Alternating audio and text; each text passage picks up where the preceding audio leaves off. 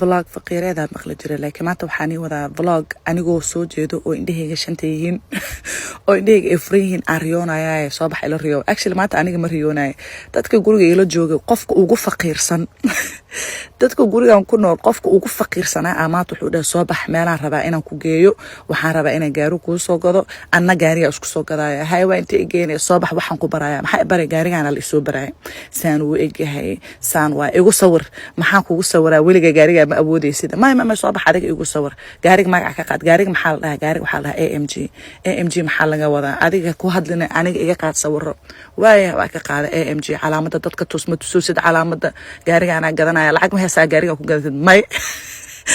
tus dadka laakiin gaariga waayahay saa gaariga inii sawiraayo oo u sawiraayo oo 10 sawir uga qaadayo marka dambe waxaa lagu dhaha soo bax midka adiga ku gadaya ku tusaya waayahay waa imaada waa isku sawiray sawiraha ka qaad waxaa ku dhaha meeqa lacagta ka bixinaya waa 300,000 iyo